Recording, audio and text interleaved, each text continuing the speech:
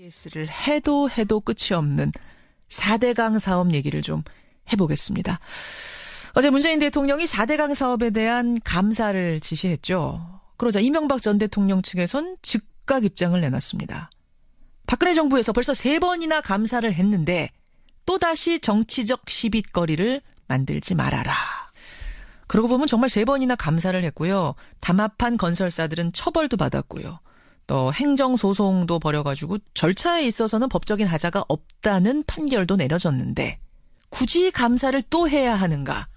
여러분은 어떻게 생각하십니까? 지금부터 만날 이분은요. 와서 직접 보고 판단해라 이런 말씀을 하세요. 만나보죠. 금강유역 환경지킴입니다. 김종술 씨 연결이 돼 있습니다. 김종술 씨 안녕하세요. 안녕하세요. 반갑습니다. 별명이 금강요정인 그분 맞으시죠? 예, 맞습니다. 예. 아니, 단도직입적으로. 예. 정말 전 정권에서 3번이나 감사를 이미 했는데, 그래서 뭐 처벌받을 사람들 처벌까지 받았는데, 그런데도 4대강 사업에 대한 감사를 또 해야 하는 것이 맞다라고 보세요? 예. 지난 정권의 감사는 사실상 강도 자료를 가지고 감사했다라고 판단할 수밖에 없는데요. 박근혜 정부가 감사를 하겠다라고 하면서도 큰 의지는 없었던 것 같습니다. 어허. 그러니까 예를 들면 강해 전문가인 대한하천학회나 예. 4대강 사업을 계속 반대해온 시민단체들의 입장은 전혀 듣지 않았거든요. 그리고 4대강 사업을 누가 기획했는지도 정확히 안 밝혀졌잖아요.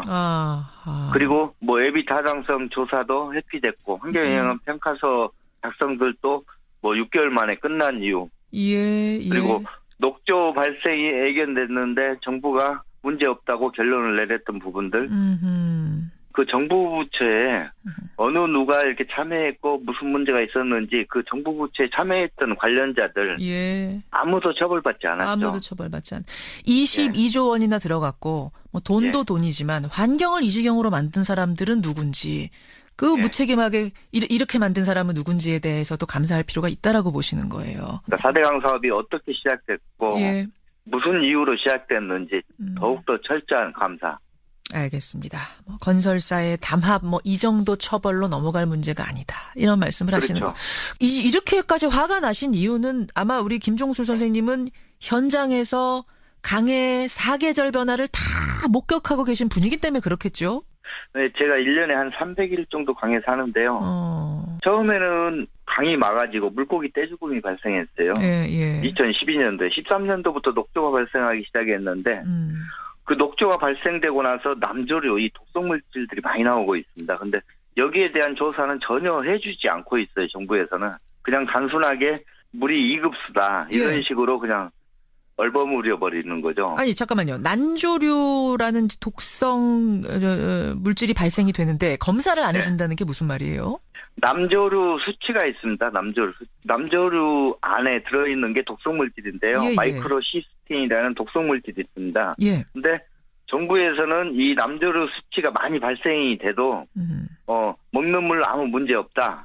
그리고 기준치에 하다라고 계속 덮어왔죠. 왜냐하면은 조류가 발생한, 그러니까 녹조 라떼라고 하는 그 물을 우리가 직접 마시는 게 아니라 그게 이제 여러 가지 정화 과정을 거쳐가지고 우리한테 수돗물로 오기 때문에 문제 없다. 이런 논리잖아요. 물론 그 논리도 맞는데 이 물을 정화한다라고 이야기를 하는데 그렇게 따진다라고 하면 4급수, 5급수 똥물도 정화하면 다 먹을 수 있습니다.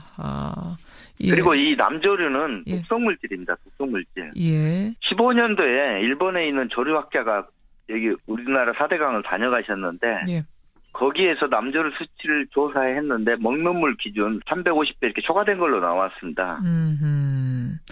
이걸 아예 직접 마셔보기도 하셨다면서요? 예. 정부에서 이런 남조류 수치에 대한 철저한 조사가 안 이루어지고 여기에 대한 발표가 안 이루어지다 보니까 현장에 사는 저 같은 사람들은 이 강물을 떠서 마시는 방법으로 확인할 수밖에 없는데요. 마셔보니까 어떻게 되던가요? 1년에 한 5차례 정도 마시거든요. 근데 2013년 이전에는 그나마 마실만 했습니다. 근데 14년부터는 마시고 5분 안에 바로 화장실로 뛰어갈 정도로 배가 아파서 배탈도 나고 두통도 밀려오고 피부병도 생기고 이런 현상이 계속 발생되고 있습니다. 아니, 제가 문외한이라 잘 이해를 못하는 건지 모르겠습니다만 그렇게 독성 물질이 먹으면 바로 피부병이 걸릴 정도의 독성 물질이 강에 있는데 예. 2급수가 나온다는 건 그래도 괜찮다는 소리잖아요. 이게 어떻게 그렇게 나올 수가 있는 거죠? 정부에서 환경부에서 수질 분석 방법이 잘못됐기 때문입니다.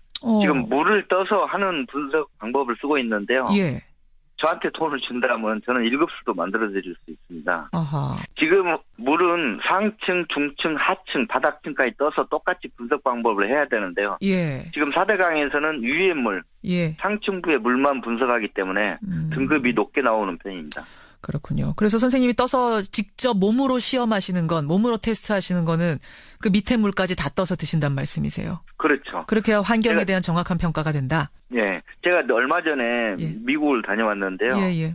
미국을 취재하러 가서 미국에 있는 조류학자분한테 금강에서 제가 취재하고 있는 방법을 설명을 드렸더니 예. 녹조를 만지는 것만으로도 피부병을 일으킬 수 있다. 그리고 당신은 5년 안에 큰 질병을 앓을 것이다라고 경고를 하더라고요. 아이고, 물론 이제 뭐 환경을 위해서 솔선수범하시는 건 좋지만 직접 드시는 건 좀 피하셔야 될 것 같아요. 지금 말씀 듣고 보니까. 네, 알겠습니다. 자제하도록 하겠습니다. 알겠습니다. 그런 상황. 자, 어쨌든 4대 강보 개방하라. 또 동시에 감사도 다시 시작하라. 어제 지시가 내려졌습니다.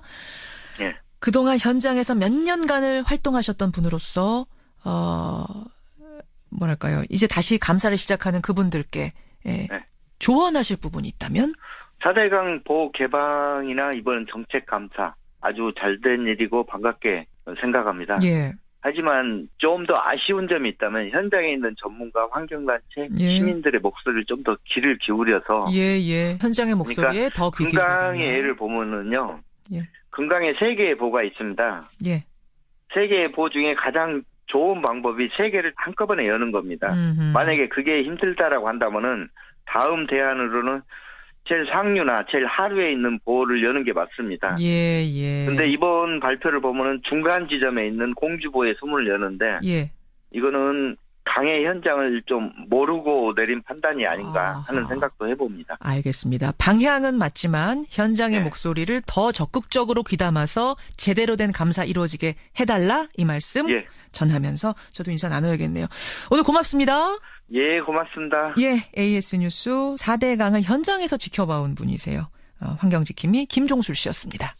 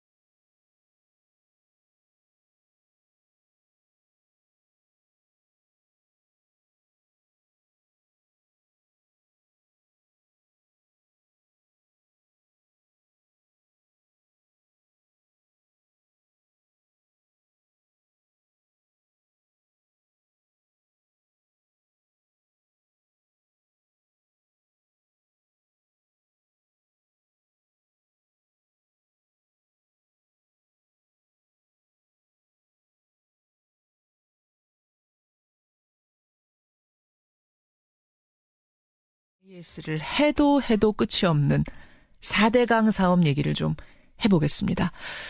어제 문재인 대통령이 4대강 사업에 대한 감사를 지시했죠. 그러자 이명박 전 대통령 측에선 즉각 입장을 내놨습니다. 박근혜 정부에서 벌써 3번이나 감사를 했는데 또다시 정치적 시비거리를 만들지 말아라. 그러고 보면 정말 3번이나 감사를 했고요. 담합한 건설사들은 처벌도 받았고요. 또 행정소송도 벌여가지고 절차에 있어서는 법적인 하자가 없다는 판결도 내려졌는데 굳이 감사를 또 해야 하는가? 여러분은 어떻게 생각하십니까? 지금부터 만날 이분은요. 와서 직접 보고 판단해라 이런 말씀을 하세요.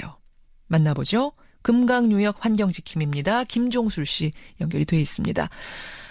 김종술 씨 안녕하세요. 안녕하세요. 반갑습니다. 별명이 금강요정인 그분 맞으시죠? 예, 맞습니다. 예. 아니, 단도직입적으로. 예. 정말 전 정권에서 3번이나 감사를 이미 했는데, 그래서 뭐 처벌받을 사람들 처벌까지 받았는데, 그런데도 4대강 사업에 대한 감사를 또 해야 하는 것이 맞다라고 보세요? 예. 지난 정권의 감사는 사실상 강도 자료를 가지고 감사했다라고 판단할 수밖에 없는데요. 박근혜 정부가 감사를 하겠다라고 하면서도 큰 의지는 없었던 것 같습니다. 어허. 그러니까 예를 들면 강해 전문가인 대한하천학회나 예? 4대강 사업을 계속 반대해온 시민단체들의 입장은 전혀 듣지 않았거든요. 그리고 4대강 사업을 누가 기획했는지도 정확히 안 밝혀졌잖아요.